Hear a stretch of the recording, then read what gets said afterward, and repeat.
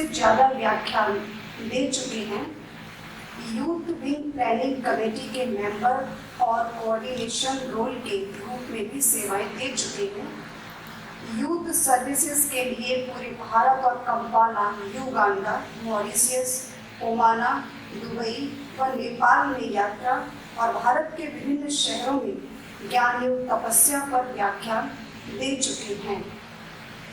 वर्तमान में आप प्रजापिता ब्रह्मा कुमारी ईश्वरी विश्वविद्यालय के सेक्रेटरी के रूप में मुख्यालय में सेवारत हैं और ट्रस्ट सोसाइटी में ट्रस्टी सेक्रेटरी के रूप में सेवाएं दे रहे हैं।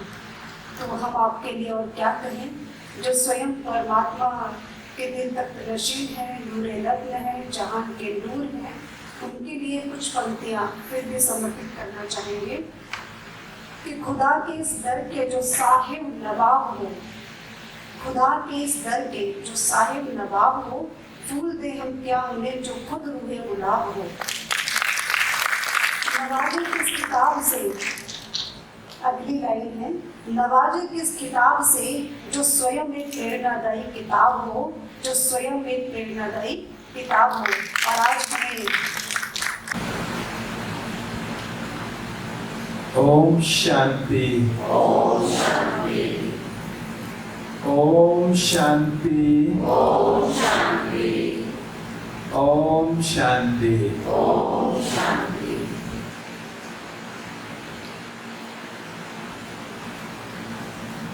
हम सब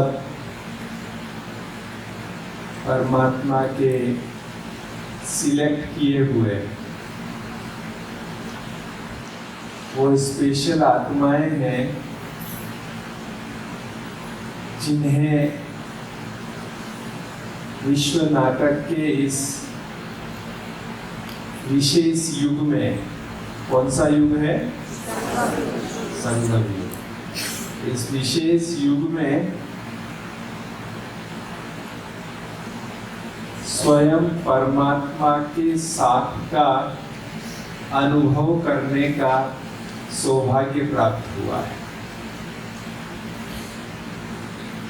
वैसे तो शास्त्रों में, हमारे ग्रंथों में, हमारे अन्य महापुरुषों के शब्दों में हमें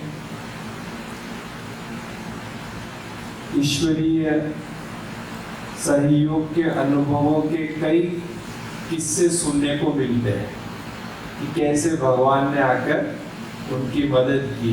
ऐसे हम कई बार सुन चुके हैं, परंतु ये हमारा सौभाग्य है जो स्वयं परमात्मा के साथ के अनुभव हम खुद भी कर सके, वो इस संगम युग में संभव है। मैं तो समझता हूँ कि आप सबके जीवन में भी उस निराकार परमात्मा के ऐसे विशेष अनुभव जरूर रहे होंगे जो आपको लगा कि ये तो भगवान ही कर सकता है, ये मेरी बस की बात नहीं। ऐसे अनुभव आपके जीवन में भी रहे होंगे। तो आज जब आपसे मिलने की बात थी तो हमने दीदी से पूछा कि अभी गीता सुना है कि भागवत सुना है।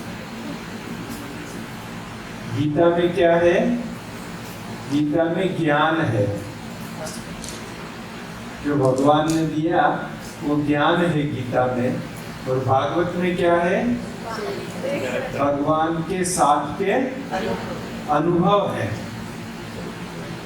तो आज आपको भागवत सुनाते हैं, कल सवेरे गीता सुनाएंगे।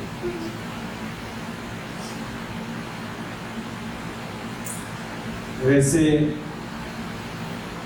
राजस्थान जहाँ अपना मुख्यालय है आबू, उसमें एक उदयपुर जिला है, आपने सुना होगा। उदयपुर जिलों की नगरी भी कहते हैं। उसके पास में एक छोटा सा गांव है 30 किलोमीटर दूर, हम वहां से बिलोंग करते हैं। छोटा सा गांव, जैसे यहाँ भी गांव आपने देखे होंगे जहाँ बस भी नहीं जाती, ऐसा छोटा सा गांव। तो गांव में तो जैसे होता है पले बड़े खेतों में जाना और मंदिरों में जाना, ऐसे करके हम पले बड़े थे। हमारे लौकिक परिवार वालों का बहुत स्नेह था हमारे साथ। क्यों था? क्योंकि तीसरी पीढ़ी पर हमारा जन्म, हमारे दादाजी को भी एडॉप्ट किया हुआ था। दादाजी के पिताजी ने दादाजी को एडॉप्ट किया। फिर दादाजी की कोई संतान नहीं थी तो पिताजी को भी एडॉप्ट किया था। और तीसरी पीढ़ी पर हमारा जन्म हुआ और हम 4 भाई बहनों में 2 भाई 2 बहन, उसमें सबसे बड़ा मैं। तो नेचुरल है कि परिवार में थोड़ा ज्यादा ही स्नेह था और पढ़ाई में ठीक थे शुरू से, तो एक्सपेक्टेशन भी उतना ही था। गांव में मंदिरों में जाना और कथाएं सुनना, भजन सुनना, गीता रामायण पढ़ना, ये तो कॉमन होता ही है। तो वो सब प्रोसेस हम बचपन से ही करते ही थे, बड़ा अच्छा भी लगता था और करते थे। ऐसे करते करते 10वीं पढ़ाई पूरी हुई। गांव में 10वीं तक ही स्कूल था। फिर पढ़ने के लिए उदयपुर चले गए, वहाँ कमरा किराया लेके पढ़ते थे, खुद भोजन बनाते थे और सैटरडे संडे घर चले जाते थे, नजदीक थे। तो जब कॉलेज के लास्ट ईयर में थे, बीकॉम कर रहे थे, तो एक बार घर गए संडे को। तो हमारे माताजी ने कहा कि आपके लिए, आपके रिश्ते के लिए कोई आए थे लड़की वाले, पर हमने कहा कि अभी तो हमारा लड़का आगे और पढ़ाई करेगा, इसलिए हमको अभी इस बारे में कोई चर्चा नहीं करनी। जस्ट माता जी ने बात बताई, बात आई गई हो गई, परंतु मेरे दिमाग में जैसे कि एक कुछ नई इंफॉर्मेशन गई हो, विशेष इंफॉर्मेशन गई हो, तो सोचने लगे कि अब जैसे हम थोड़े बड़े हो गए, जब शादी की बात चलने लगती है, क्योंकि जैसे कि बड़े हो गए, तब तक तो क्या था, बच्चों की तरह चल रहा था, स्टूडेंट लाइफ, बेस्ट लाइफ चल रही थी। तो अभी शादी की बात, तो वे बड़े हो गए, तो क्या करना चाहिए, ये सोचने लगे। शादी करनी चाहिए, नहीं करनी चाहिए, क्यों करनी चाहिए, कैसे करनी चाहिए, किससे करनी, मतलब ये सवाल मन में घूमने लगे। हमारा बीकॉम पूरा हो गया, आगे पढ़ाई करनी थी, तो अहमदाबाद चले गए सीए पढ़ने के लिए। हम 3 फ्रेंड्स गए अहमदाबाद, लेकिन ये सवाल मन में था ही, चल ही रहा। फिर जब इन प्रश्नों का उत्तर ढूंढना होता तो आसपास के घरों में ही नजर डालते थे, मित्र संबंधियों के यहाँ या अपने खुद के यहाँ, क्या, क्यों, कैसे, किस लिए का। तो कहते थे शादी तो भाई सुखी होने के लिए शादी, खुश होने के लिए शादी करते। तो नजर जाती थी तो देखते थे वैसे खुश थे लोग, लेकिन बीच बीच में बर्तन बच जाते थे, कहीं कहीं घरों में झगड़ा तो होता ही था, अलग अलग रीति। तो हमने कहा भाई इससे सदा खुश रहते हो ऐसा तो नहीं है, अच्छा अंत तक एक दूसरे को साथ निभाएंगे इसलिए शादी करते हैं। तो वो भी हमने देखा, दोनों में से एक पहले चला जाता है, एक तो अकेला रह जाता है। तो ये इस प्रकार से मन में विचार चल रहे, द्वंद्व चल रहे, विश्लेषण चल रहे, ये सब चल रहा था।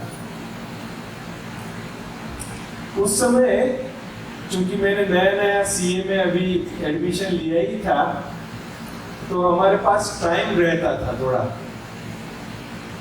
तो मेरा एक सीनियर, जो हम हॉस्टल में रहते थे, 10-12 सीए स्टूडेंट थे। तो उसके पास गीता प्रेस गोरखपुर की बहुत सी किताबें थी जो धार्मिक शास्त्र होते हैं, ऐसी बहुत सी किताबें। तो फ्री टाइम मिलता था तो पढ़ते थे, भगवान की कहानियाँ अच्छी लगती थी, मजा आता था, खुशी मिलती थी। उसी समय गांधी जी की जीवन कहानी पढ़ने का सौभाग्य मिला। उसी बुकों में एक बुक थी सत्य के प्रयोग। आप में से किसी ने पढ़ी है सत्य के प्रयोग? एक आदमी ने पढ़ी। वो कहानी जब गीता गांधी जी की जीवन कहानी पढ़ी तो जीवन में बहुत हलचल हो गई, बहुत मन में उथल पुथल हुआ। यही सोचने लगे कि एक साधारण व्यक्ति जो साधारण परिवार से है, वो साधारण व्यक्ति दुनिया की सबसे बड़ी सल्तनत, अंग्रेजों के लिए कहा जाता था जिनके राज्य में कभी सूर्य अस्त नहीं होता था, इतनी बड़ी सल्तनत को हिला सकता है, भगा सकता है, तो मैं जीवन में क्या नहीं कर सकता। तो वो पढ़ने के बाद जैसे मन में एक जोश उत्पन्न हुआ कि वो जब कर सकते हैं तो मैं क्यों नहीं कर सकता। मुझे भी कुछ जीवन में विशेष करना है। क्या करना है वो नहीं पता, लेकिन विशेष करना है ये मन में डिसाइड कर लिया कि मुझे कुछ विशेष करना है।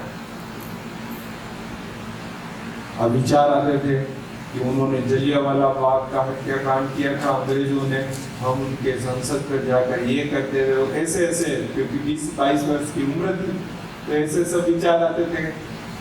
लेकिन अभी भारत में तो अंग्रेजों का तो राज्य है नहीं कि हम भी ऐसा कुछ करें गांधी जी जैसा। तो क्या करें, यही सोचते थे कि क्या विशेष करें, क्या विशेष करें। तो वो जो धार्मिक पुस्तकें पढ़ते थे, तो पढ़ते पढ़ते पता चला कि परमात्मा का साक्षात्कार करना ये बहुत विशेष है। ये हर किसी को नहीं होता। सन्यासी भी नेति नेति बोल देते हैं, सबको साक्षात्कार नहीं हो पाता है। तो ये जरूर लाइफ में अगर हम करेंगे तो विशेष होगा। तो इस बात को सोचते सोचते सोचते यही लक्ष्य बने कि बस मुझे इस जीवन में जिस भगवान को मैं बचपन से याद कर रहा हूँ, मुझे याद है 4-6 महीने का होगा तब से दादाजी मंदिर लेके जाते थे। तो मैंने कहा बचपन से भगवान को याद कर रहा हूँ और सारी दुनिया याद कर रही है किसी न किसी रूप में उसको, तो कहीं तो होगा। तो उसको कैसे मिलूं, कैसे उससे बात करूं, कैसे उसका साक्षात्कार करूं, बस अभी यही मेरे जीवन का लक्ष्य कि मुझे भगवान का साक्षात्कार करना है। अब कैसे करना है, तो वो किताबों शास्त्रों में ये आता था कि उसके लिए गुरु करना पड़ेगा और गुरु से ज्ञान मिलेगा और तब भगवान का साक्षात्कार होगा। उस समय मैं अहमदाबाद से, गुजरात में ही एक बड़ौदा स्थान है, बड़ौदा, अहमदाबाद से 100 किलोमीटर दूर, मैं वहाँ शिफ्ट हो गया था। वहाँ हमारे रिलेटिव सीए थे तो उनके वहाँ में चला गया। वहाँ गुरुओं की कथा चल रही थी, 2 गुरुओं की। हमने गुरुओं की कथाएं सुनी, फिर एक के लिए मन में डिसाइड कर लिया कि ये हमारे गुरु, उनको मन ही मन गुरु बना लिया। फिर नेक्स्ट गुरु पूर्णिमा पर जाकर गुरु का जो गुरु दीक्षा लेते हैं, गुरु मंत्र लेते हैं, वो भी ले लिया और सतत यही प्रयत्न, इतना वांचन पढ़न कि मुझे भगवान का साक्षात्कार हो जाए। उसी प्रकार से मैं बहुत मेहनत करने लगा। घर से तो भाई पढ़ने जा रहे हैं लाइब्रेरी, और जाता मैं मंदिर में था जहाँ पे गीता पढ़ता रहता था, सत्संग करता रहता था, बस कि भाई मुझे साक्षात्कार हो जाए। एक बार सीए की, मैं सीए उस समय एक ग्रुप मेरा क्लियर हो गया था और दूसरे ग्रुप का एग्जाम देने के लिए मैं गया हुआ था। तो गुरु के आश्रम में 7 दिन के लिए तपस्या करने चला गया, मौन, कमरे में बंद रह गए। वहाँ के आश्रम में ऐसी व्यवस्था थी कि आप कमरे में बंद हो जाइए भोजन आपको कमरे में आ जाएगा और तपस्या करिए, आपको साक्षात्कार होगा। तो मैं 7 दिन कमरे में बंद हो गया वहाँ और तपस्या किया। अच्छा लगा लेकिन साक्षात्कार तो नहीं हुआ। फिर एग्जाम भी दे दिया मैंने कहा ऐसे भगवान का साक्षात्कार नहीं होगा, इसके लिए कुछ विशेष करना पड़ेगा, घर छोड़ना पड़ेगा। या तो हिमालय में चले जाएं या गुरु के आश्रम में चले जाएं और पूर्ण समय तपस्या करें, तब जाके भगवान का साक्षात्कार होगा। तो मैंने तैयारी कर ली, मन में डिसाइड कर लिया। इधर घर वालों को बहुत चिंता हो रही थी, उनको पता लग रहा था कि ये ज़्यादा से ज़्यादा धार्मिक कारोबार में टाइम निकाल रहा है, तो उनको चिंता हो रही थी ये क्या कर रहा है। तो उन्होंने शादी कराने के लिए और जिद ज़्यादा शुरू कर कि नहीं अभी तो इसकी सगाई करना, ये नहीं तो कुछ ऊपर नीचे वो कुछ कर लेगा। तो वो इसके लिए प्रयास कर रहे थे और मैंने डिसाइड कर लिया कि अब मैं छोड़ के चला जाऊंगा गुरु के यहाँ या हिमालय में। बस मैं वापिस बड़ौदा गया एग्जाम देकर और मैं डिसाइड कर लिया था कि मैं छोड़ के जा रहा हूँ, सन्यासी बन रहा हूँ। उसी समय हमारे ऑफिस में जो मेरी ऑफिस थी वहाँ एक भाई सीए नया जॉब ज्वाइन किया। तो उसने देखा मेरे पास गीता की इतनी बड़ी बुक रहती है, मैं गीता जब भी 10 मिनट टाइम मिलता है तो मैं गीता पढ़ लेता हूँ। तो आपको गीता बड़ी अच्छी लगती है? मैंने कहा हाँ मुझे तो गीता बहुत अच्छी लगती है। तो क्या आपके घर के पास में एक गीता पाठशाला है, आप वहां जाओ, आपका मजा आएगा। मैंने कहा चलो 5-10 दिन बाद वैसे भी तो अपने को छोड़ के चला ही जाना है, तो ये गीता पाठशाला में 5-10 दिन जाके देख लेते हैं। तो उसने एड्रेस दिया तो मैं सवेरे सवेरे पहुंच गया वहां पे। अब वो एक डॉक्टर थे जिनका घर था, उस घर में एक कमरे में 10-12 लोग बैठे थे और वो एक सामने सोफे पर डॉक्टर जी कुछ पढ़ रहे थे और पीछे बाबा का फोटो था। मैंने सोचा इनके गुरु जी होंगे, तो साष्टांग प्रणाम किया, मैं भी वहां बैठ गया। 5-10 मिनट में वो सत्संग पूरा हुआ, सब चले गए, मैं बैठा रहा। सब चले गए, फिर मैंने कहा भाई साहब मुझे गीता पढ़नी है, तो क्या मैं रोज आके आपके यहाँ गीता पढ़ सकता हूँ? तो उन्होंने कहा हाँ आप जरूर आ सकते हो, पर आपको 7 दिन का कोर्स करना पड़ेगा। मैंने कहा कोर्स क्या करना, मैंने गीता कई बार पढ़ी, मुझे सब आता है, गीता में कोर्स करने की जरूरत नहीं है।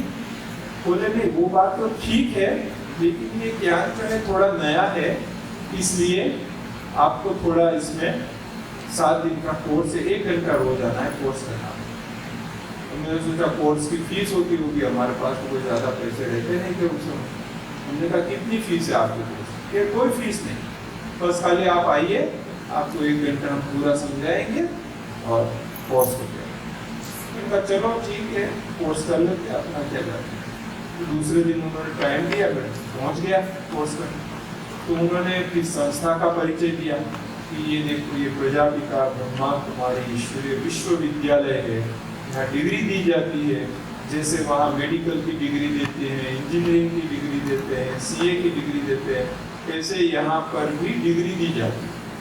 और लक्ष्मी नारायण का एक बड़ी साइज का फोटो वहाँ लगा हुआ था, बहुत अच्छा श्रृंगार किया हुआ बड़ा फोटो लगा हुआ था, 4-5 फीट का।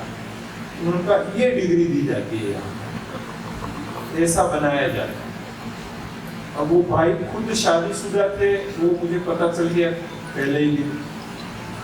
डिग्री भी लक्ष्मी नारायण की दे रहे थे जो शादीशुदा थे। तो मैंने सोचा कि यहाँ पर कोर्स कर रहे तो शादी करना कंपलसरी है, या कोर्स करते हैं क्योंकि डिग्री वो दे रहे। तो मैंने उनको पूछा कि ये हम आपके यहाँ कोर्स करेंगे तो ये शादी करना कंपलसरी है? सोचने लगे कि नहीं जैसे आपकी इच्छा। मैंने कहा नहीं मुझे क्लियर बोलो। क्यों पूछा मैंने? क्योंकि मेरा लक्ष्य था परमात्मा का साक्षात्कार करना और सन्यासी बनने जा रहा था मैं। तो गुरु के आश्रम में जब भक्ति कर रहा था तभी पता चला कि अगर भगवान का साक्षात्कार करना है तो ब्रह्मचर्य व्रत का पालन करते हैं तो जल्दी साक्षात्कार होता है। तो मैंने गुरु के आश्रम में प्रतिज्ञा की कि मैं आजीवन ब्रह्मचर्य व्रत का पालन करूंगा।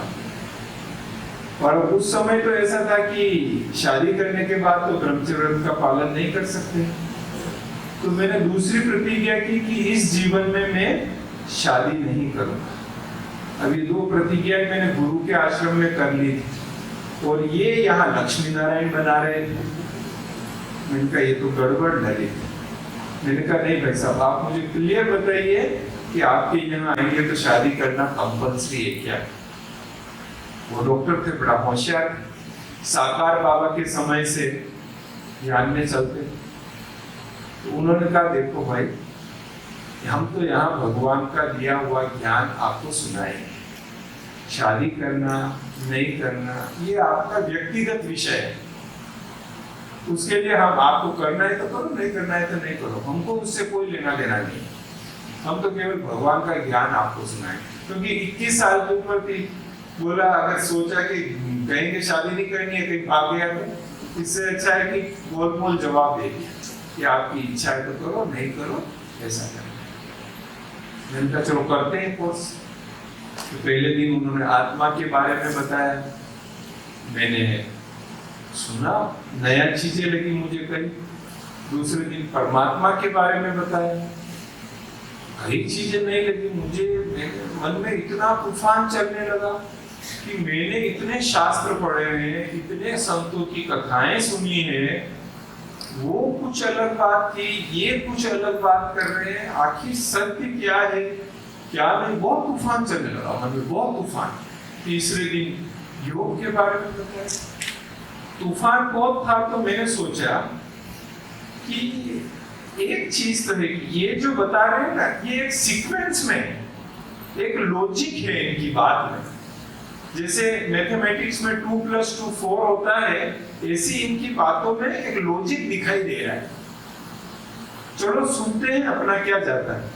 उस समय भी मैं 3:30-4 बजे उठ के नहा धोकर गुरु मंत्र की 21 मालाओं का जाप करना, वो सब मेरा भक्ति में चालू। इनका अपना तो सब भक्ति चालू ही है।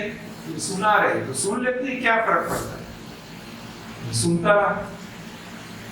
5वें दिन जब सीढ़ी का लेसन कराया, भारत के उत्थान और पतन के 84 जन्मों की कहानी का जब लेसन कराया, तो ज्ञान एकदम क्लियर हो गया, एकदम क्लियर हो गया। जैसे बादल होते हैं और सूरज की रोशनी नहीं आती है धरती पर, और बादल फटते ही सूरज की रोशनी कैसे धरती पर आ जाती है, तो ऐसे ही ज्ञान बिल्कुल आत्मा में क्लियर हो गया कि हाँ, मैं चैतन्य शक्ति आत्मा हूँ और परमात्मा की संतान हूँ, और वही परमात्मा जिसको मैं ढूंढ रहा था, जिसके साक्षात्कार के लिए मैं इतना तड़प रहा था, वो स्वयं आकर ये ज्ञान दे रहे हैं और ऐसा हमको बना रहे हैं। पूरी चीज 5वें दिन क्लियर हो गई।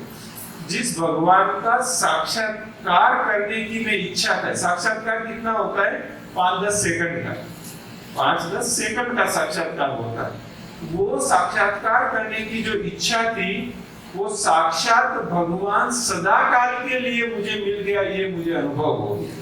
वो 5वें दिन ही, और वो 5वें दिन ही मेरी भक्ति ऐसे पूरी हो गई जैसे कि मैंने इस जन्म में भक्ति नहीं की। बस अब मैं और बाबा, ये मेरे सामने हो गया। 7वें दिन का 2 दिन और बाकी था, सब कोर्स पूरा हुआ। 8वें दिन उन्होंने मुझे मुरली क्लास में बुलाया। मैं आया मुरली क्लास में, मुरली सुनी। फिर मुरली के बाद उन्होंने कहा कि आप यहाँ आइए, अपना परिचय दीजिए सबको। 8-10 लोग बैठे थे सामने। मैं गया। अब चूंकि विश्वास तो हो चुका था कि मैं आत्मा हूँ, ज्योति बिंदु स्वरूप आत्मा, परमात्मा की संतान, ये तो परिचय में भी मैंने यही कहा विश्वास के साथ कि इस शरीर का नाम ललित है, अभी सीए की पढ़ाई पढ़ रहे हैं, अभी परमात्मा का ये ज्ञान मिला है, तो जैसे वो कहेंगे वैसे करेंगे, ऐसे ऐसे परिचय दिया। उन्होंने पूछा प्रोफेसर कि आपके जीवन का लक्ष्य क्या है? अब आपके जीवन का लक्ष्य क्या है? ये पूछा, अब आपके जीवन का लक्ष्य क्या है? तो मैंने बहुत नशे के साथ और विश्वास के साथ मैंने कहा कि सतयुग में पहले जन्म में श्री कृष्ण के साथ जो उनका प्रिय सखा सारा दिन जो उनके साथ रहता है ना, वो प्रिय सखा वाला पार्ट में प्ले करूंगा। ये मेरे जीवन का लक्ष्य है, मैं श्री कृष्ण का सखा बनूंगा। वो विश्वास मन में एकदम से पक्का विश्वास ही, मुझे अब वही पार्ट प्ले करना है। बता दिया क्लास में। अब वो बात तो बता दी मैंने, लेकिन अपने जीवन में चाहे वो कोई छोटी सी प्रोजेक्ट हो, छोटा सा कोई काम हो, छोटा सा कोई पीरियड हो, कोई प्रोजेक्ट हो, कुछ भी हो, लेकिन उस समय अंतराल के लिए लक्ष्य निर्धारित करने से बहुत फायदा हो, बहुत फायदा। अब मैंने जब लक्ष्य निर्धारित किया कि मुझे श्री कृष्ण का सखा बनना है, तो उस समय मैं ज्ञान में तो परिवार से अकेला था, बिल्कुल नया था। ज्ञान में तो परिवार वाले का तो पहले से ही विरोध था भक्ति के लिए भी। मैं सोचता था श्री कृष्ण तो सारे विश्व की ब्रह्मा बाबा ने सेवाएं की, तब उन्हें श्री कृष्ण का पार्ट मिला। अगर मुझे श्री कृष्ण का सखा बनना है तो मैं भी सारे विश्व की सेवा करूं, तब तो मुझे वो पार्ट मिल सकता है, संभावना है। वो कैसे मिलेगा? और मैं तो एक पाठशाला में क्लास कर रहा हूं और ज्ञान में भी इतना लेट आया। 1993 की बात है, इतना लेट आया हूं तो कैसे ये पार्ट मिलेगा? पर बाबा को कहता था, बाबा के रूम में जाकर, बाबा मुझे बनना है, आपको कैसे कराना है वो आप करा लेना, लेकिन मुझे बनना है, मुझे वो पार्ट प्ले करना है, आप देख लेना। अब देखिए, अगर हमारा लक्ष्य मजबूत हो तो कैसे परमात्मा, प्रकृति, आत्माएं, वातावरण सब हमारी मदद करता है।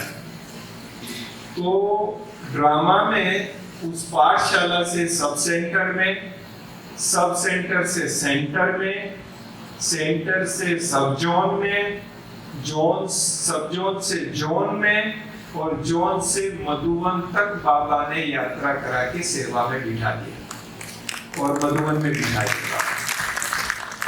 और मधुबन में भी कहाँ बिठाया?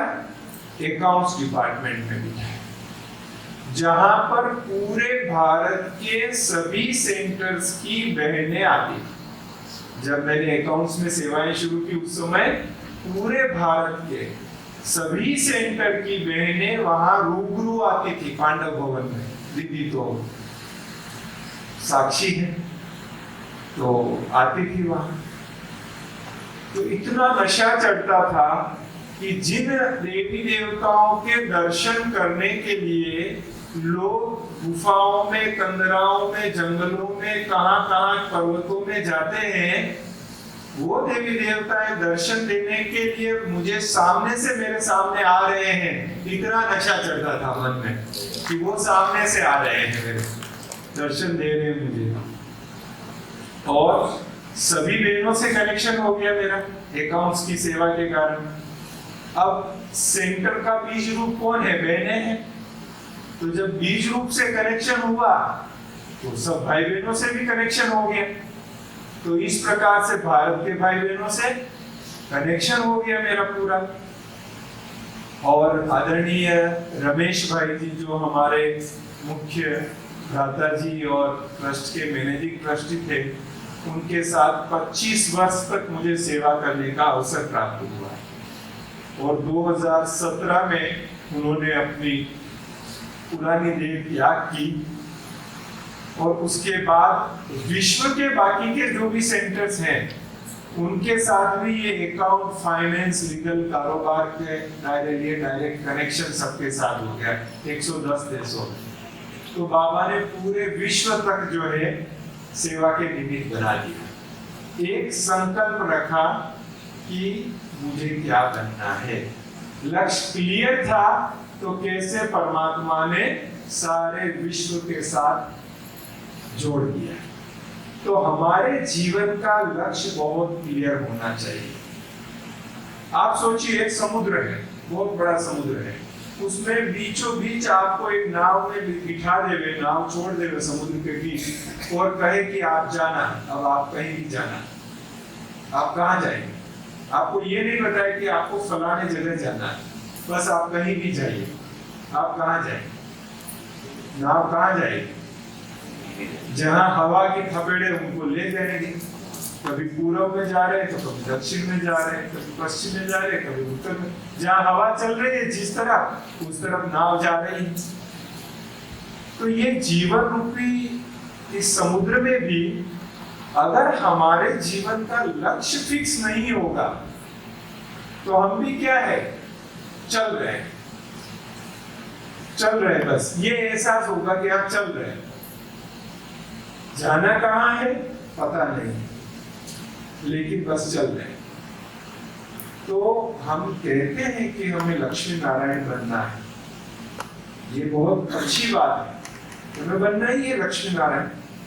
लेकिन हम खुद ही सोचें कि क्या हम लक्ष्मी नारायण बन सके, ऐसा पुरुषार्थ कर रहे हैं पूरा कि हम लक्ष्मी नारायण बन जाए, या लक्ष्मी नारायण के परिवार वाले बने, या लक्ष्मी नारायण के राज्य दरबार वाले बने, साहूकार बने।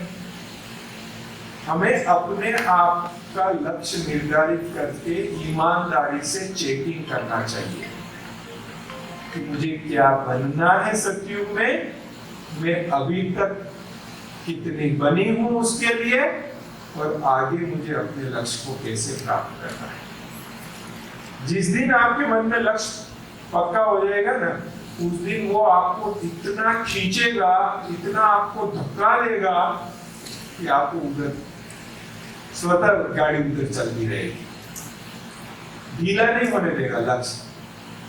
कहते हैं लक्ष्य सोने नहीं देता है, वो ढीला नहीं होने देता, नहीं होगा। आपको पता है बाबा साकार मुरली में दीदी कितनी बार कहता है, मैं कल ये विष्णु बनूंगा। नशा कितना चढ़ता, मैं कल ये विष्णु बनने वाला, विष्णु बनने वाला।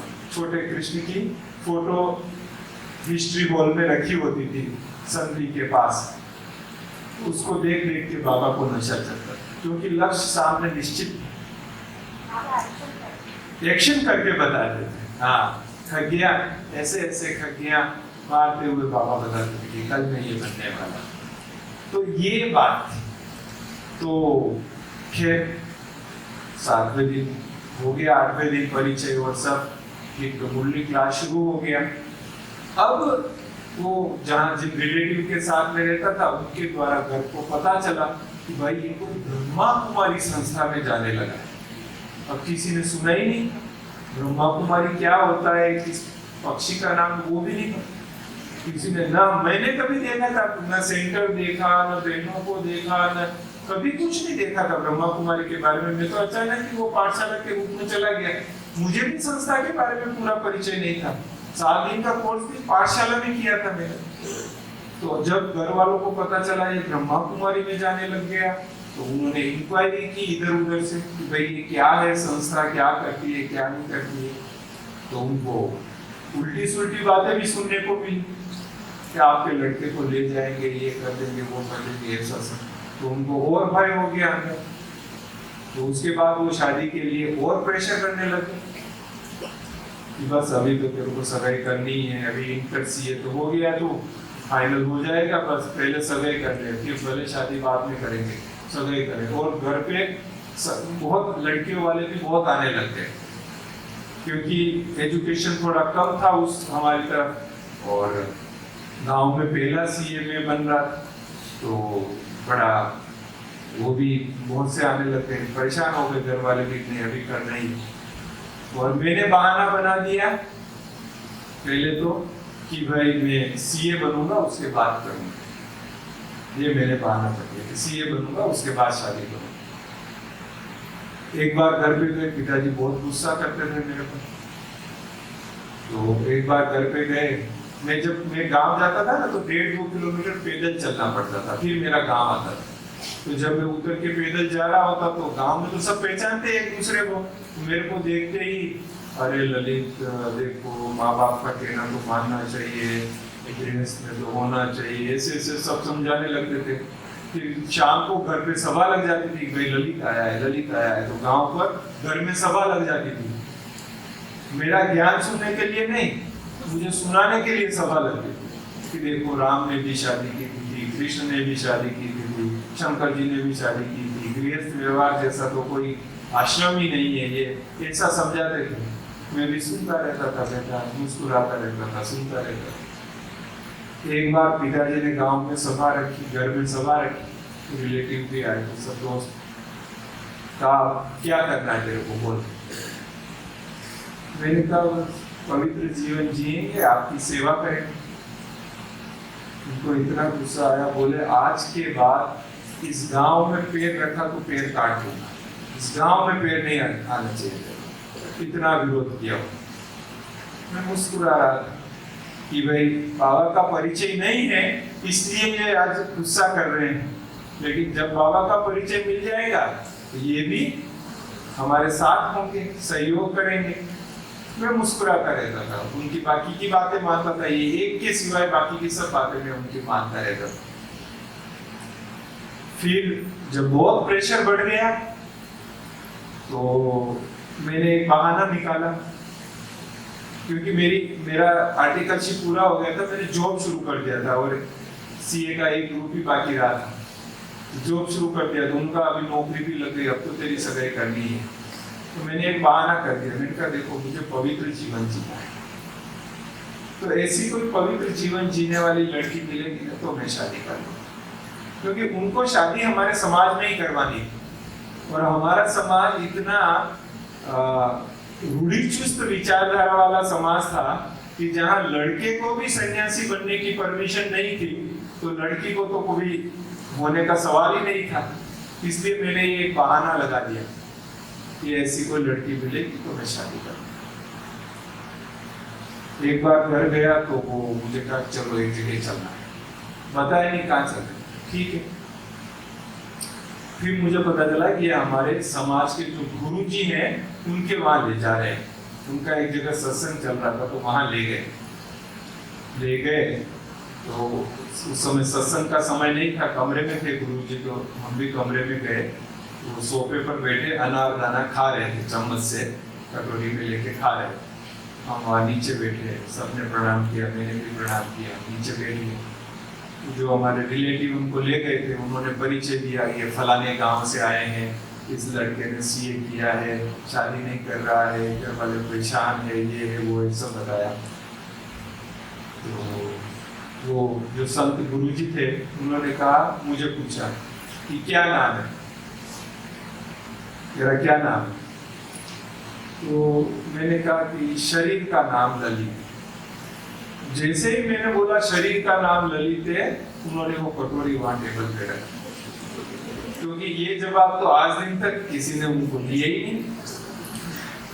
उनकी आंखों में चमक आ गई। बोले अच्छा तो आत्मा का क्या नाम है?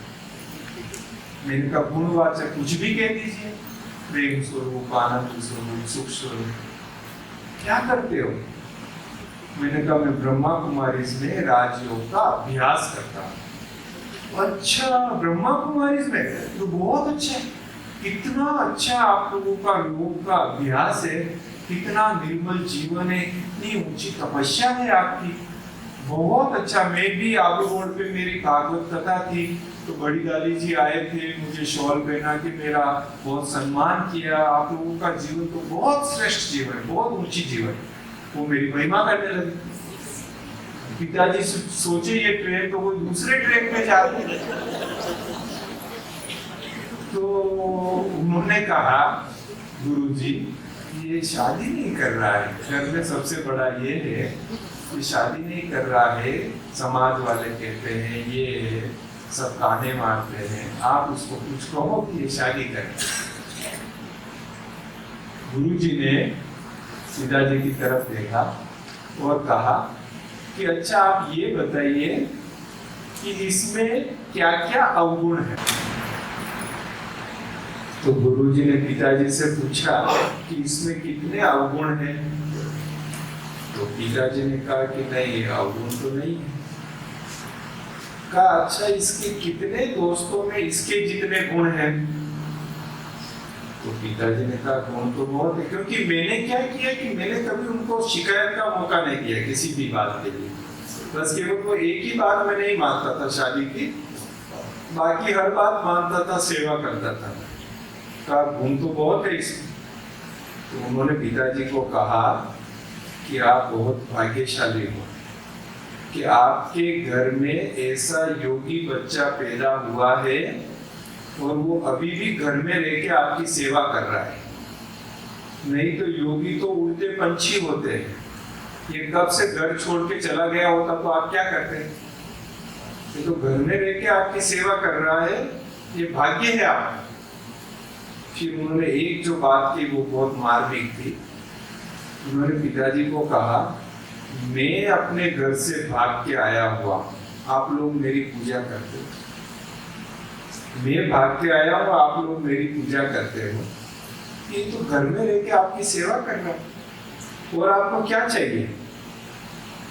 ऐसे करके उन्होंने पिताजी माताजी को समझाया। फिर मुझे कहा कि आज आप रुकोगे यहाँ? मैंने कहा हाँ, रुक जाएंगे। पिताजी बोले नहीं, बहुत जरूरी काम है, बहुत जरूरी काम से हम आए हैं, हमको वापस जाना है। उन्होंने सोचा कहीं यही नहीं रुक जाएगा, इसलिए मुझे ले गए। तो ऐसे करके बहुत चल रहा था। उधर मैंने सीए का, मैंने कहा कि जैसे ही मुझे ये 7 डेज कोर्स पूरा हुआ और मैंने कहा मुझे क्या पढ़ना है, क्यों पढ़ना मुझे? मैं तो सन्यासी वैसे भी बनने वाला था साक्षात्कार के लिए। अब जब साक्षात भगवान मिल गया तो मुझे पढ़ने की क्या जरूरत? तो मैंने निमित बहन जी को कहा कि बहन जी अब मैं पढ़ाई छोड़ देता हूँ, आप कोई सेवा बता दीजिए। तो बहन जी सोचने लगे, कहा आपको सेवा ही करनी है? मैंने कहा हाँ, सेवा ही करनी है। तो आप जो है ना सीए की डिग्री ले लो, कि जो जनरल सेवा है तो वो तो कोई भी कर लेगा, लेकिन जो सीए वाली सेवा है ना वो सीए ही कर सकता है। आप ये नहीं सोचो कि सीए में टाइम वेस्ट हो रहा है पढ़ने में, लेकिन इस डिग्री से बाबा सेवा करवाएगा, तो आप ये सोच के डिग्री ले लो। मैंने कहा ठीक है। मैं बाबा के कमरे में गया और बाबा को कहा कि बाबा मुझे तो पद पैसा पोजीशन कुछ नहीं चाहिए, अगर इस डिग्री से आपको कोई सेवा लेनी हो तो आप ये डिग्री मुझे दिला देना, मैं पढ़ने में टाइम वेस्ट नहीं करूंगा, ये डिग्री आप दिला देना। अब आपको तो पता है कि सीए में कितना स्टडी करना पड़ता है, हमारे बहन जी बैठे हैं सामने सीए वाले, तो इतना स्टडी करना पड़ता है। तो मैं और मेरा एक कजिन दोनों साथ, जो हम गांव से आए थे पढ़ने के लिए, हम दोनों साथ में कमरा किराए पर लेके, फिर मैं अहमदाबाद शिफ्ट हो गया था बड़ौदा से जॉब के लिए, और हम पढ़ते थे, वहां पढ़ते थे, फाइनल बाकी था। मैं सवेरे अमृत वेला, फिर मुरली क्लास में जाना, फिर सेवाएं करना, फिर जॉब भी करता था, फिर रात को आता था, फिर बिस्तर पर सोए सोए वो किताब पढ़ता था, कब नींद आ जाती थी सो जाता था, ये रूटीन चलता था मेरा। तो मेरा कजिन मेरे को बोले कि ललित, मैं स्टैम्प पेपर पर लिख के दे सकता हूँ, तू सीए में पास नहीं हो सकता। तो मैं यहाँ 14 घंटे बैठ के नोट्स बनाता हूँ, ये करता हूँ, वो करता हूँ, तू आया सोया, पढ़ता पढ़ता सो जाता है, ऐसे कोई सीए पास होता है क्या? इनका कोई बात नहीं, भगवान को जो करना है ठीक है, तो कोई हर्ज नहीं। हम पढ़ते थे। ड्रामा में देखो हर 6 महीने में एग्जाम होते हैं, तो मैं 6 महीने बाद वाला एक एग्जाम क्लियर किया, तो उसके बाद वाला एक और एग्जाम क्लियर किया, और मैं सीए बन गया। और मेरे सीए बनने के बाद 6 एग्जाम उसमें और दिए, 3 साल के बाद वो सीए बना। बाबा ने मुझे जो है वो सीए बना दिया, कर दिया। ऐसे ही जो शादी वाला मामला चल रहा था, तो मैंने वो बहाना शुरू कर दिया कि अभी ऐसी कोई लड़की मिलेगी तो पवित्र जीवन जीने वाली तो शादी कर लूंगा। तो मुझे विश्वास था कि ऐसी कोई नहीं मिलेगी। कोई भी आता था, मुझे भी देखने के लिए आता था, अहमदाबाद में जैसे अकेले रहता था फिर, तो मैं उनको बता देता था भाई मैं तो ब्रह्मा कुमारी में जाता हूँ, पवित्र जीवन जीता हूँ, ये तो फिर कोई आते नहीं। तो एक बार एक भाई आया, आके मुझे पूछने लगा, इंक्वायरी करने लगा, मुझे पता लग गया कि अपनी लड़की के लिए आया है। तो मैंने ऐसे ही जवाब दिया, मैं ब्रह्मा कुमारी में जाता हूँ, ये हूँ, बस सफेदी कपड़े पहनते हैं। मैंने तब से ही मतलब ज्ञान में आया नहीं कि 2-5 साल के बाद ही मैंने कलर कपड़े सब छोड़ दिए, यही ड्रेस है। मैंने कहा बाबा यही ड्रेस, उस समय मैं समर्पित नहीं था, सेंटर पर नहीं रहता था, कुछ भी नहीं, लेकिन मैंने कहा बाबा अब मेरी ड्रेस यही रहेगी, चाहे मैं इनकम टैक्स में जाऊं, चाहे मैं बैंक में जाऊं, चाहे मैं कहीं पर भी जाऊं, ये मेरी ड्रेस रहेगी। कोई ड्रेस मैंने फिक्स कर दी थी। मेरे मतलब कुछ 25 साल हो गए मेरे पास कोई कलर कपड़ा नहीं। तो हो गया, तो वो भाई आया तो उसको भी मैंने उसी प्रकार से जवाब दे दिया, वो चला गया। मैंने सोचा कि बात आई गई हो गई, जैसे कई आए हैं तो वो भी आके चला गया। एक बार हमारे कोई रिलेशन में प्रोग्राम था, वहां सब परिवार वाले इकट्ठे हुए, तो मैं बैठा था कमरे में, मैं भी गया था प्रोग्राम में, तो मैं बैठा, तो अचानक मेरे मामा जी आए और कहा चलो भाई लड़की देखने जाना है। तो लड़की देखने जाना किसके लिए? तो तेरे लिए। तो मेरे लिए क्या मजा कर कि हाँ वो एक भाई आपको अहमदाबाद में आके मिले थे ना, कौन भाई के फलाने भाई आए थे और 1-1.5 महीना पहले। इनका हाँ आए थे, क्योंकि वो आए हैं, बाहर बैठे हैं और वो बुला रहे हैं कि लड़की रहेगी। मेरा माथा ठंडा, मैंने कहा ये क्या है। और फिर समाचार आया कि भाई उन्होंने कहा है कि हाँ उनकी लड़की जो है ऐसा जीवन जीने को तैयार है, वो बुला रहे हैं, लड़की देखने के लिए बुला रहे हैं। इनका ये क्या मुसीबत आ गई, हमने तो कभी सोचा ही नहीं था कि शादी के मामले में आगे भी बढ़ना है। और ये अब मैं मेरे ही शब्दों में फंसा हुआ था। अब मेरे मामा जी और जीजा जी और सब पीछे लगे कि नहीं अब तो चलना ही पड़ेगा, तूने तो बोला है, और वो बुला रहे हैं दिखाने के लिए, अब क्या है। मेरे को जाना पड़ा, इच्छा नहीं थी कुछ भी, लेकिन जाना पड़ा। अब गए, वहां बैठे सब, बहन भी आई, वो सब अब मैं तो कुछ बोलूं, मुझे कुछ आगे ही नहीं बढ़ना है कि मैं क्या बोलूं क्या नहीं बोलूं, बैठा रहा। आधा घंटा उन्होंने इधर उधर बातचीत किया सब, फिर मामा जी ने कहा अच्छा चलो हम जाते हैं। मैंने कहा ये कहीं मौन स्वीकृति समझ लेंगे कि मेरी भी हाँ है, मैंने कहा गड़बड़ हो जाएगी इसमें। तो मैंने कहा कि हमको थोड़ा अकेले में बात करनी है। पास में कोई गार्डन था, वहाँ बहन भी आई, उनसे बातचीत किया, उनको समझाया कि मेरा जीवन कैसे पूरा सन्यासी का जीवन है और ये है वो है, सारा कुछ उसको समझाया। मैंने कहा आप है ना आपके पिताजी को मना कर देना कि लड़का बहुत लंबा है, अच्छा नहीं, ऐसे करके मुझे कोई बुरा नहीं लगेगा, आप मना कर देना आपकी ओर से। ऐसे करके मैंने उसको समझा दिया, भेज दिया। रास्ते में हमारे जो साथ थे उन्होंने पूछा भाई क्या हुआ, बात क्या फाइनल हुआ फिर आगे। मैंने कहा आप लोग ऐसे ही करते हो, ऐसे कोई लड़की थोड़ी तैयार होती है ऐसे जीवन के लिए, आप लोग जबरदस्ती यही करते हो। ऐसे करके वो बात आई गई हो गई। अभी 1-2 महीना और निकला था, मैं जॉब पर था, अहमदाबाद में जॉब कर रहा था, ऑफिस में बैठा था, तो वो पिताजी उसके पिताजी फिर आ गए मेरे पास, आके कहा कि हमको आपके पिताजी से मिलना है, कब मिल सकते हैं। मैंने कहा किस लिए मिलना है, तो कि वो आगे की बात करने के लिए। मैंने कहा आगे की बात करने के लिए मतलब आपके लड़के ने हाँ बोला है? कहा हाँ बोला है तभी तो मैं आया हूँ, तो आगे की बात करनी है। मैंने कहा ये क्या मुसीबत है, तो अंदर बहुत घबरा भी गया। और चिंता करने लगा। मैंने कहा देखो हमारे पिताजी तो अभी कहीं बाहर गए हुए हैं, 5-7 दिन बाद आएंगे, लेकिन आप अपने घर का जरा नंबर दे दीजिए। उस समय मोबाइल नहीं होता, लैंडलाइन नंबर, तो नंबर दे दीजिए आप, और वो आपकी लड़की का नाम क्या है वो भी बता दीजिए। तो उनसे फ़ोन नंबर लिया, उस बहन का नाम लिया, फिर वो चले गए। तो मैंने फ़ोन किया, मैंने कहा आपके पिताजी आए थे? तो कि हाँ वो आने वाले थे। आपने हाँ बोला? तो कि हाँ मैंने हाँ बोला। मैंने कहा आपको पता है मैंने जो आपको कहा कि पवित्र जीवन जीना है, मैं पवित्र शब्द यूज कर रहा था, फिर मैंने कहा ब्रह्मचर्य व्रत वाला पूरा जीवन जीना है, कि हाँ वो तुम्हें समझ गई।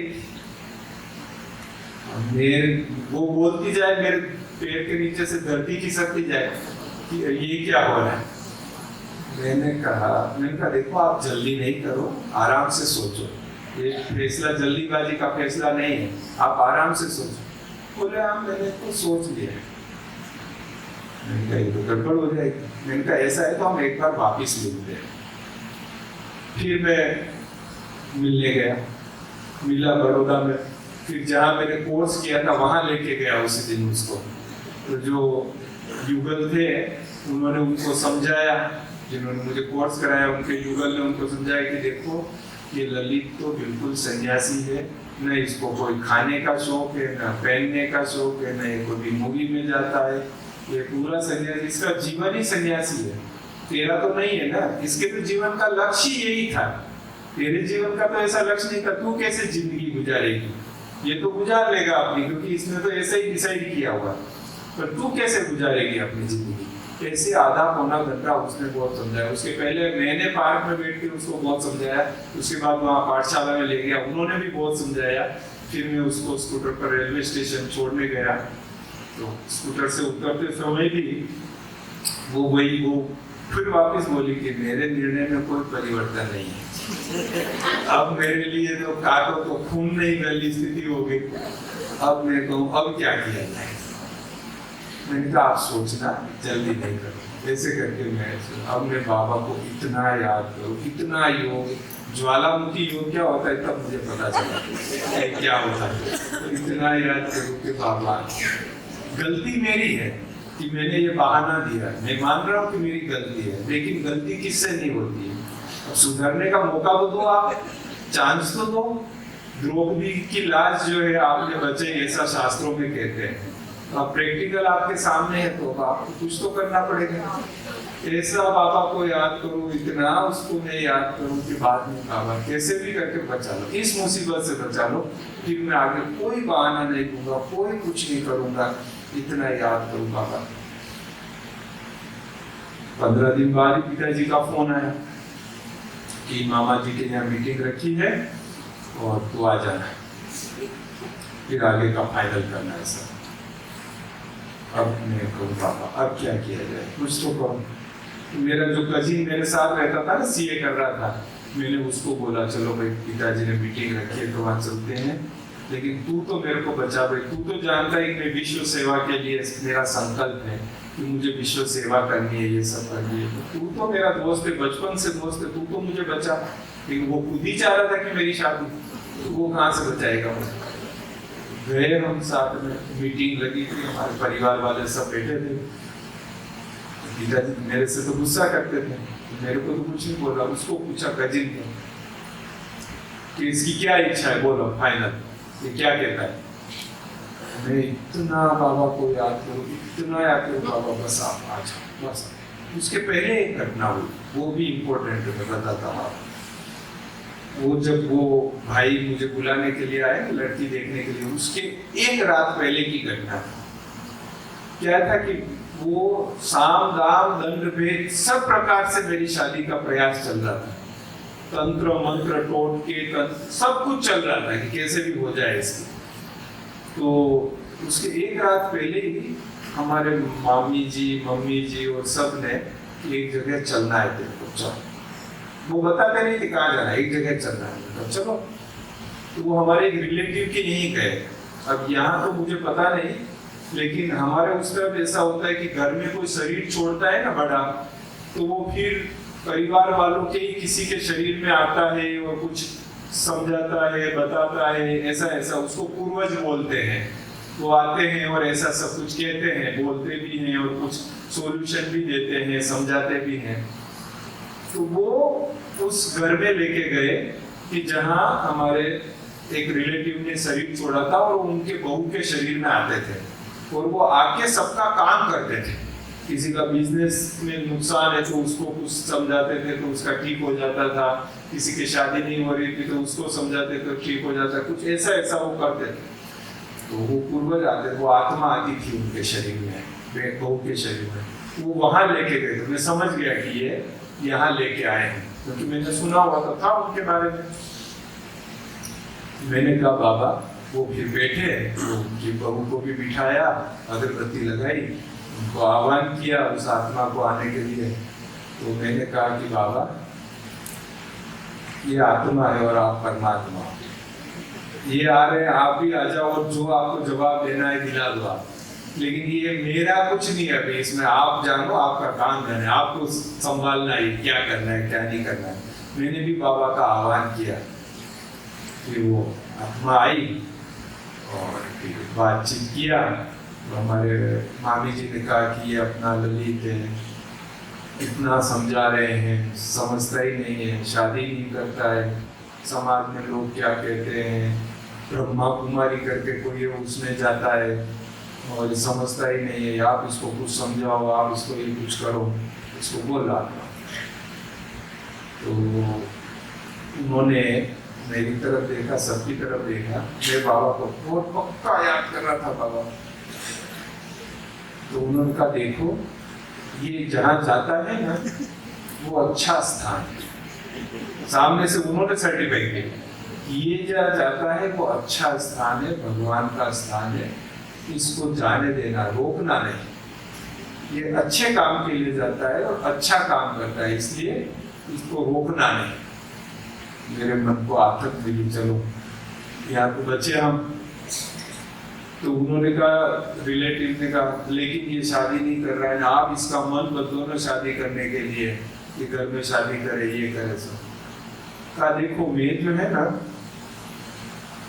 गारंटी नहीं लेता, लेकिन कोशिश कर सकता कि इसका मन बदले, उसकी कोशिश करूंगा, गारंटी नहीं लेता। बाकी ये अच्छे स्थान पे जा रहा है। ऐसे करके मुझे गेहूं के 4-5 दाने दिए, कहा कि इसको 6 महीने तक अपने साथ में रखने का, अगर इसमें से एक भी दाना गिर गया तो मैं तेरे को बीमार कर दूंगा, ये कर दूंगा। मैंने कहा ठीक है। मैंने दाने लिए, अपने पर्स में रख दिए। मैंने सोचा ये आत्मा है, वो तो परमात्मा है ना, मैं सेफ हूँ, मुझे कुछ नहीं होने वाला। तो एक पहली रात को तो ये बात हुई थी, और दूसरे दिन तो वो भाई आ ही गए थे कि लड़की देखने के लिए, वो सब वो चक्कर चालू हो गया। तो घर वाले तो खुश हो रहे थे कि हाँ, उन्होंने जो वो लिया था ना, गेहूं के दाने दिए थे, उसका असर हो रहा है और ये अभी शादी हो जाएगी उसकी। तो वो लास्ट मीटिंग में बुलाया, सब बैठे थे, मैं बाबा को याद कर रहा था, बाबा आप कैसे भी रोक दी इलाज, आज आपको रखनी, कैसे भी करके बचा लो आप। जब पिताजी ने पूछा कजिन को कि अब इसकी क्या इच्छा है, बोलो, तो कजिन ने कहा देखो, इसने तो कहा ही है कि ऐसी लड़की मिलेगी तो ये शादी कर लेगा, और लड़की भी हाँ बोल रही है। अब इन दोनों की तरफ से तो हाँ है, अब आपको फैसला लेना है, जो करना है सो आप करो।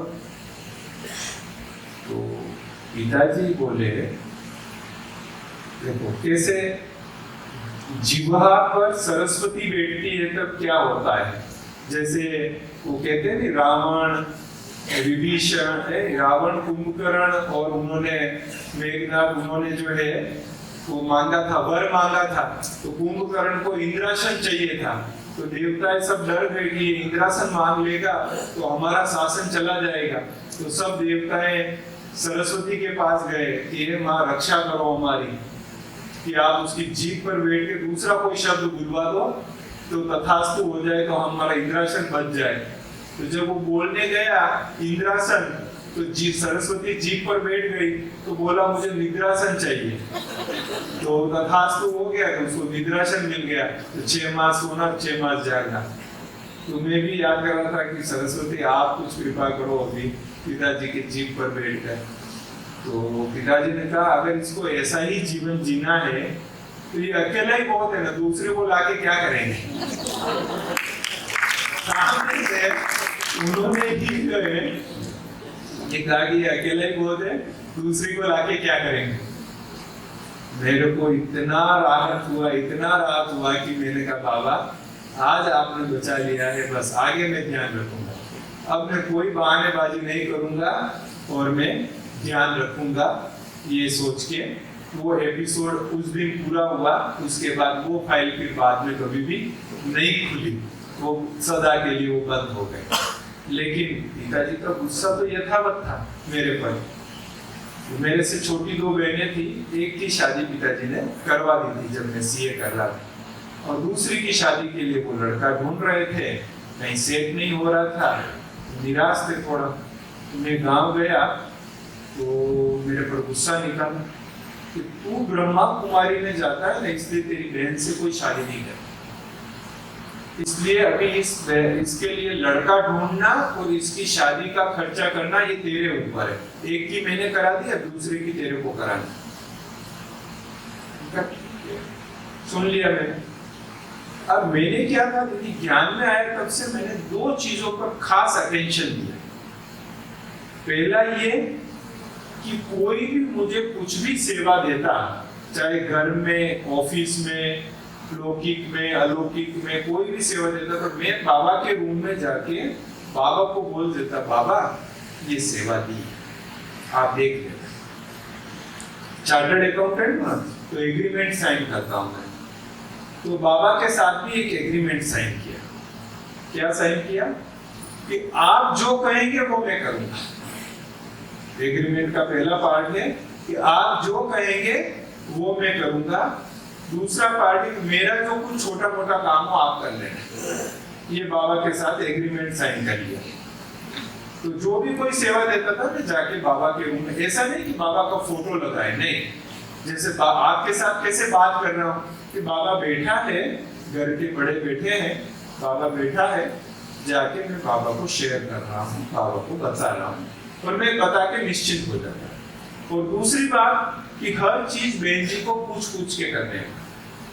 भगवान तो निराकार है, उसका जवाब आएगा, कैसे आएगा, क्या आएगा वो पता नहीं। तो बाबा ने निमित्त बहनों को बनाया हुआ है, कुर्सी पर वो बैठे हैं, तो उनको हर चीज उनको बता दे, उनको पूछ के करने का, ये मैंने दूसरा नियम बनाया हुआ। तो मैं हर चीज में समर्पित नहीं था, घर में रहता था, फिर भी जूते भी लाना होता था तो बहन जी को पूछ के लाता, बहन जी ये जूते लाने में लाऊं, पूछ के, क्या कि उसमें क्या हम छूट जाते, हमारी जवाबदारी चली जाती, जवाबदारी बहन जी के ऊपर आ जाती।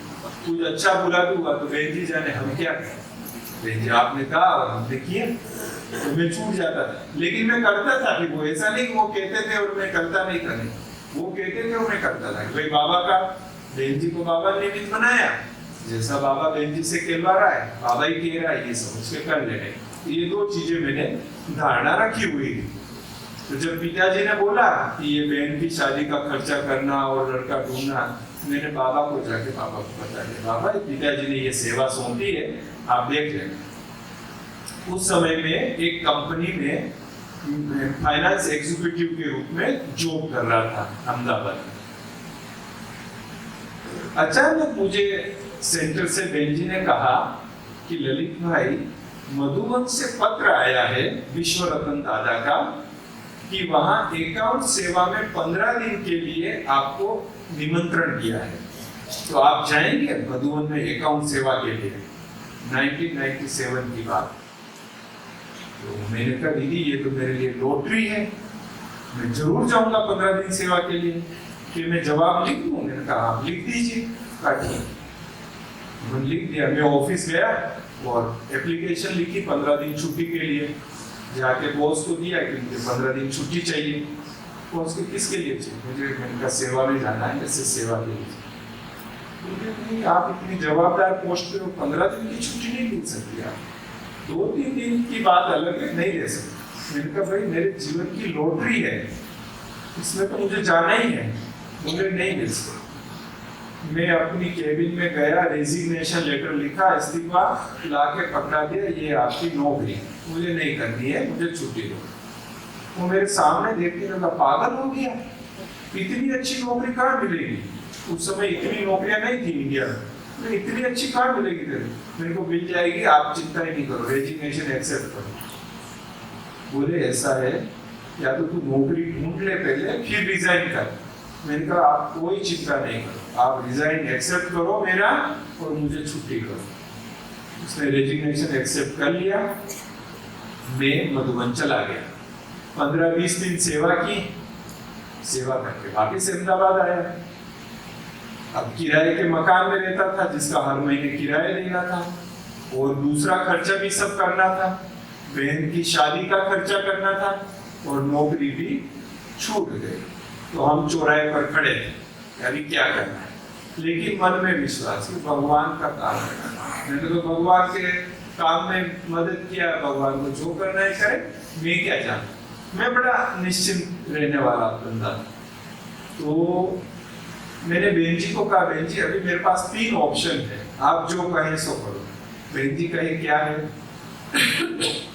मैंने कहा एक तो मैं अहमदाबाद में दूसरी नौकरी ज्वाइन कर लूं, दूसरा मैं कहीं विदेश में नौकरी का ट्राई करूं, तीसरा मैं अपना खुद का ही सीए का ऑफिस चालू कर लूं। आप जैसा कहेंगे मैं कर लूं।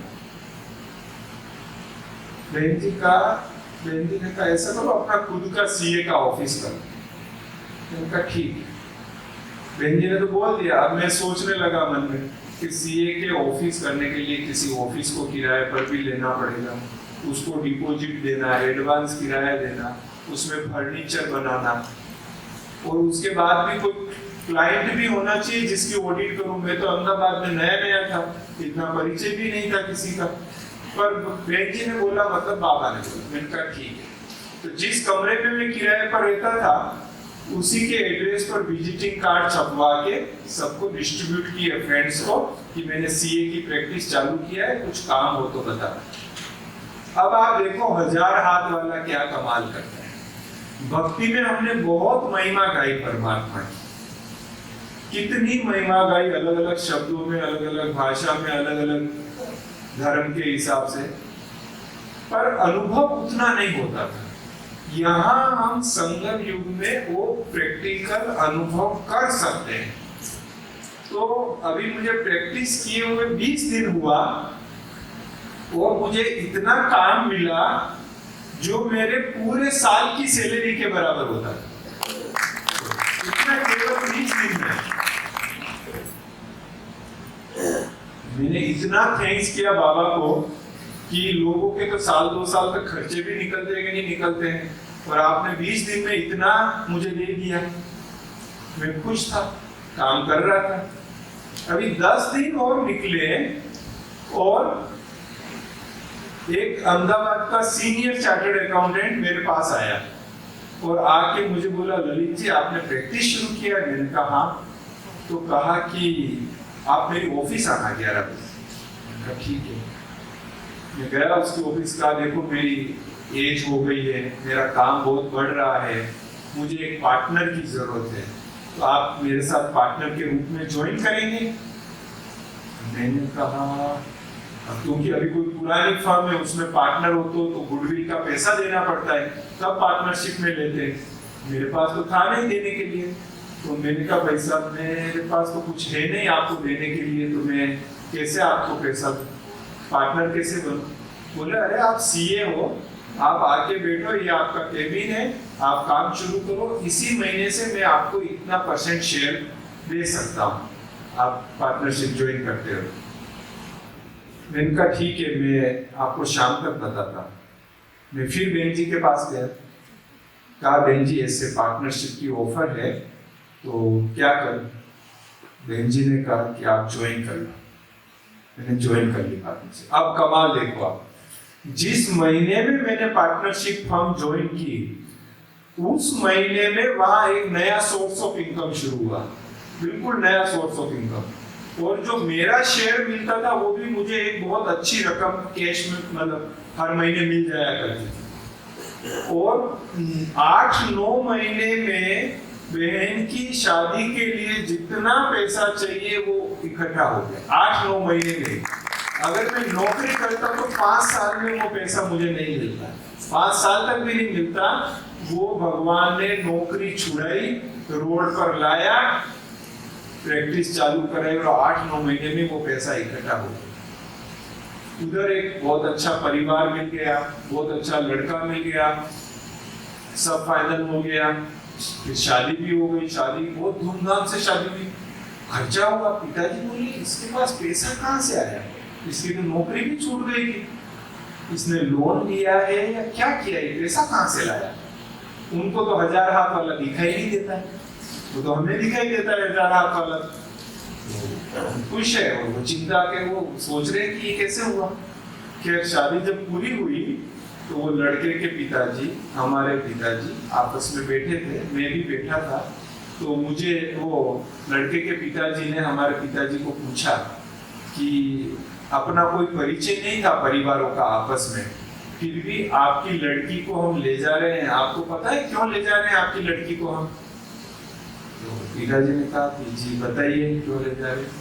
कि पहली बार जब आप हमारे घर आए थे ना, आप और ललित जी आए थे लड़का देखने के लिए, तो ललित जी का परिचय जो मुझे मिला तो मुझे लगा कि जिसके घर में इतना अच्छा संस्कारी भाई है उसकी बहन कितनी अच्छी होगी जो हमारे घर को संभालेगी, इसलिए आपकी लड़की को हम ले जा रहे हैं। मेरे पिताजी ने मेरे को क्या उलाना दिया था कि तुम ब्रह्मा कुमारी में जाते हो इसलिए तुम्हारी बहन से कोई शादी नहीं करता, और बाबा ने उनको रिप्लाई क्या दिया, ब्रह्मा कुमारी में जाते इसीलिए आपकी लड़की को हम ले जा रहे हैं। ये है भगवान के काम करने का तरीका। एक्चुअली इस जीवन में 33 साल के राजयोगी जीवन में बाबा ने इतने अनुभव कराए कि हम जो कहते हैं बाबा उस प्रकार से पूरा करता है। ये मेरे जीवन का अनुभव है और ये ज्ञान में आने के बाद निश्चय हुआ, ऐसा नहीं है, भक्ति में ही निश्चय हो गया। आप कहेंगे भक्ति में कैसे हुआ। जब मैं भक्ति करता था तो गीता पढ़ता था, तो गीता में एक श्लोक आता है, अनन्यस चिंतयन्तो माम ये जना पर्युपास्ते तेषां नित्याभियुक्तानां योगक्षेम वहाम्यहम्। उसका अर्थ क्या है? उसका अर्थ है भगवान कह रहे हैं, भगवान क्या कह रहे हैं कि जो अनन्य भाव से मेरा चिंतन करता है उसकी समस्त जवाबदारी मेरे ऊपर है, उसका योगक्षेम मैं वहन करता हूँ। योगक्षेम का अर्थ है अप्राप्ति की प्राप्ति कराना, प्राप्ति की रक्षा करना। तो भगवान गारंटी ले रहे हैं कि उसकी सारी जवाबदारी मेरी और मैं उसकी सारी प्राप्तियां कराता हूँ और रक्षा करता हूँ। जब मैंने भक्ति में इसका अर्थ समझा, कई बार इस श्लोक को पढ़ा और इसका अर्थ मेरे बुद्धि में बैठा, मैंने कहा ये तो कितना सस्ता सौदा है। केवल शर्त एक है, अनन्य चिंतयन्तो माम, जो अनन्य भाव से मेरा चिंतन करेगा, यही शर्त। और उसके बाद आप टोटल फ्री, टोटल जवाबदारी भगवान की।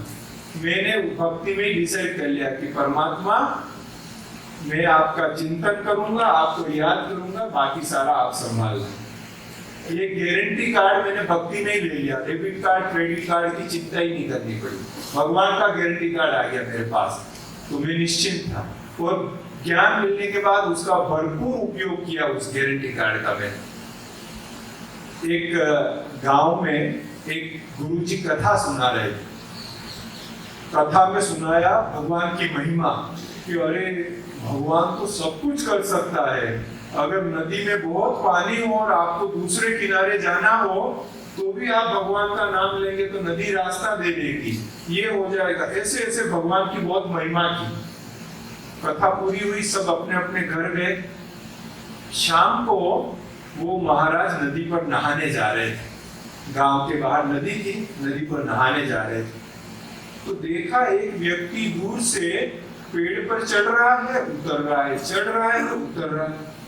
उनको थोड़ा कुतूहल हुआ कि ये क्या कर रहा है। वो नजदीक गए, नजदीक जाके देखा कि वो पेड़ पर चढ़ रहा है, नीचे एक ऐसे तलवार खड़ी हुई है, खड़ग, और वो उतर रहा है वापस। तो महाराज ने उसको पूछा, भाई तुम ये क्या कर रहे हो? ऊपर चढ़ रहे हो, नीचे उतर रहे हो, फिर चढ़ रहे हो, उतर रहे हो। तो महाराज आप भूल गए। तो फिर क्या भूल गए? तो आज की कथा में तो आपने कहा था कि अगर आप ऊपर पेड़ से नीचे गिरते हो, नीचे तलवार भी खड़ी है, तो भगवान आपको बचा लेगा। आप विश्वास रखो, भगवान आपको बचा लेगा। तो महाराज को याद आया, बोले हाँ मैंने कहा तो था, तो बस मैं वही प्रयोग कर रहा हूं। महाराज को आश्चर्य हुआ, बोले अच्छा प्रयोग कर रहे हो, तो फिर ऊपर से तलवार पर गिरते क्यों नहीं हो, बाकी उतरते क्यों हो, गिरो ना तलवार पर। तो उसने कहा कि महाराज मैं ऊपर चढ़ता हूँ, वो तलवार देखता हूँ, गिरने के लिए ही चढ़ता हूँ, पर वो देख के विचार आता है कि कहीं वो नहीं आएगा तो, कहीं वो नहीं आएगा तो। महाराज ने कहा वो नहीं आएगा, जहां संशय है वहां वो नहीं है, लेकिन जहां निश्चय है वहां वो है ही है, उसको करना ही है निश्चय में। बाबा क्या कहता है? निश्चय बुद्धि विजयंती, संशय बुद्धि विनश्यति। तो इतना केवल विश्वास रखना पड़े, और ये एक कंडीशन पूरी करनी पड़े, अनन्यस् चिंतयन्तो मां। मैं जिस कमरे में किराए पर रहता था अहमदाबाद में, वो बाबा के एक बच्चे का ही था। नीचे वो और उनकी युगल रहते थे, ऊपर उनकी बहन का हिस्सा था, वो गांव में रहते थे उनकी बहन, वो मुझे किराए पर दिया हुआ था, तो मैं वहां रहता था। अभी एक दिन वो भाई ने मुझे कहा कि मेरे बहन के पोते का कॉलेज में एडमिशन हो गया है, तो 15 दिन बाद वो सामान लेके यहाँ आ रहा है रहने के लिए, तो आपको कमरा खाली करना है, शिफ्ट करना है कहीं, 15 दिन है अभी आपके पास। मैंने कहा ठीक है। मैं जाके बाबा के कमरे में, अपना तो एक ही स्थान, जो भी काम करना हो एक ही स्थान, जाके बाबा के कमरे में बाबा को बोला बाबा वो कमरा खाली करना है, शिफ्ट करना है 15 दिन में, आप देख लेना। मैं कभी कमरा देखने नहीं गया, मैंने कुछ नहीं किया। फिर 13 दिन निकल गए, वो भाई ने 1-2 कमरे देखे, जो पसंद नहीं आए तो हमने कुछ नहीं किया। 14वें दिन मैं मुरली क्लास से उतर रहा था, तो बहन जी ने कहा कि ललित भाई आपको कमरा चेंज करना है। मैंने कहा जी चेंज करना है। बोले कब करना है? मैंने कहा आज ही करना है। कि कहीं देखा है? मैंने कहा नहीं देखा तो नहीं है। तो हंसने लगे कि कमरा खाली करना है, शिफ्ट करना है, आज ही करना है, देखा भी नहीं है और चिंता भी नहीं, इसलिए वो हंसने लगे।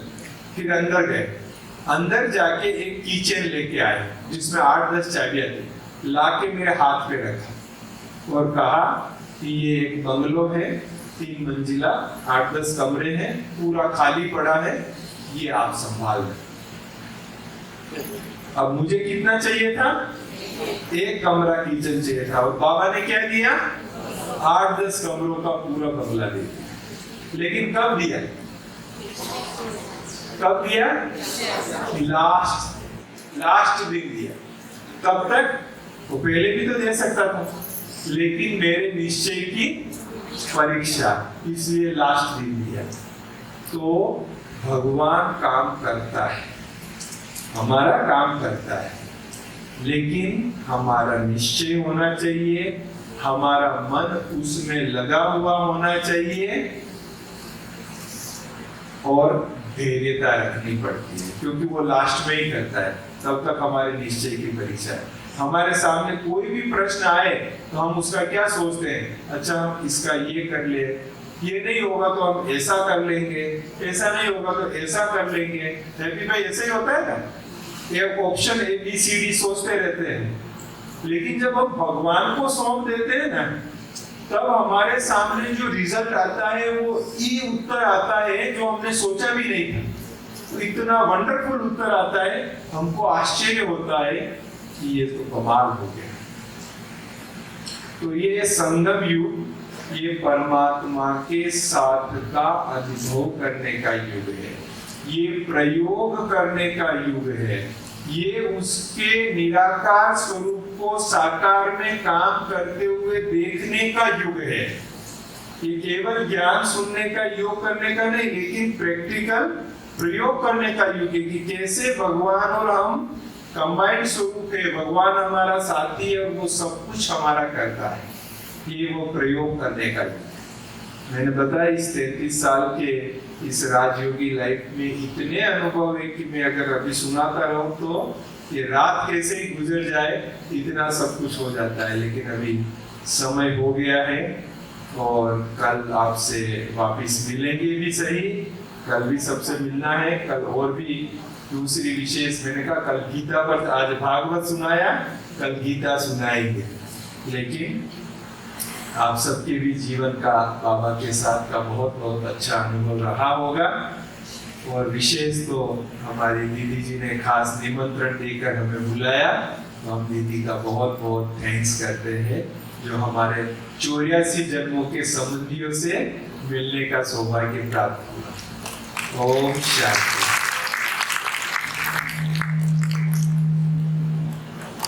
ओम शांति, ओम शांति। तो आभार कैसे व्यक्त करेंगे? एक हाथ की ताली उठाकर और हम हमारे साथ बोलेंगे कि जैसे अभी जो भागवत सुनी है इसमें बहुत कुछ आ गया है। वो भागवत पता नहीं कैसी थी, अभी जो प्रत्यक्ष प्रमाण सुना है ये भागवत तो दिल को छूने वाली है। तो हम भी इस भागवत का हिस्सा बन जाए और हमारी भी कुछ ऐसी ही भागवत बन जाए, उसके लिए देंगे अब हम भी ईश्वर को पूरा रिकॉर्ड। हाथ ऊपर उठा करके भाई जी से हम ये वादा करते हैं कि देंगे अब हम भी ईश्वर को पूरा रिकॉर्ड, सदा रखेंगे उसके मान का रिगार्ड।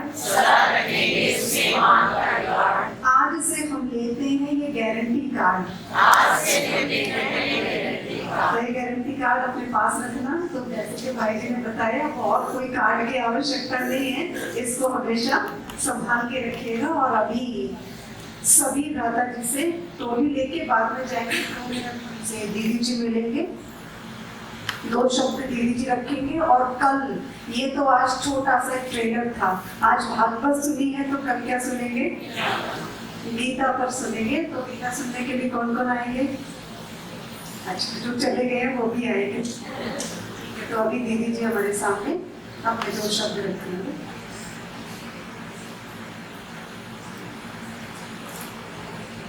ओम शांति, ओम शांति, ओम शांति।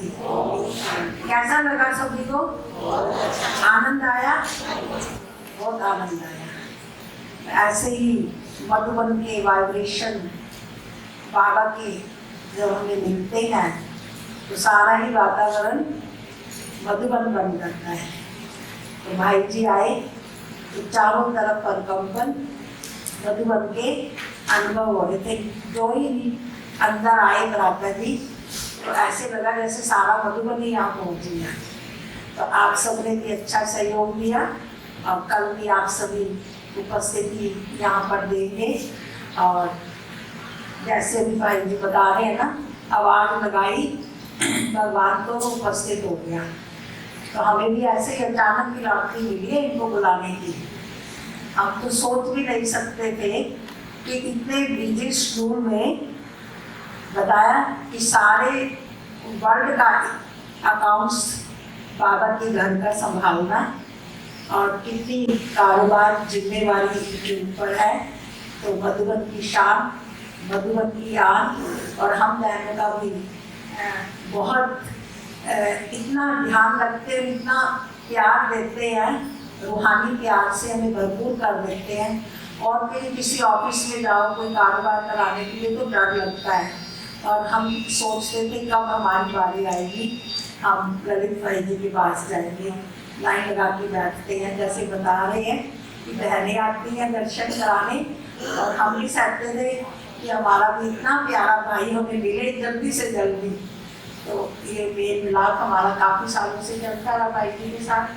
अभी भी अब जब से ये ऑनलाइन हो गया तो हमने शिकायत भी की थी कि हमारा तो मधुबन आना ही बंद कर दिया। तो आज हम सौभाग्यशाली कि भाई जी हमारे बीच पहुँचे और आप सबको भी इतना लाभ दिया। कल और भी हम भंडारे भरपूर करेंगे। और इनका बाबा का बहुत बहुत शुक्रिया कि भाई जी को एक बार कहा, इन्होंने थोड़ा सा कहा देखता हूँ, तो हमने कहा देखता हूँ, तो तुम्हें पता ही है हमको इतने वो बिजी हैं तो शायद ना ही करे रहेंगे, लेकिन बाबा ने हमारी नाव को भी पॉजिटिव बना के यस कराया और हमें बहुत खुशी हुई। और आप सबने लाभ लिया। ओम शांति।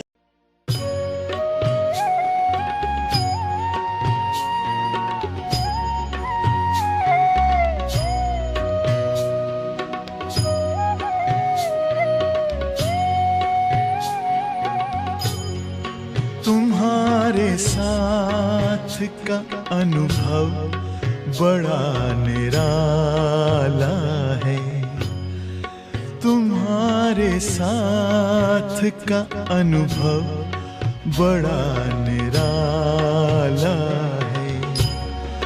मिले न स्वर्ग में वो सुख लुटाने वाला है, तुम्हारे साथ का अनुभव बड़ा निराला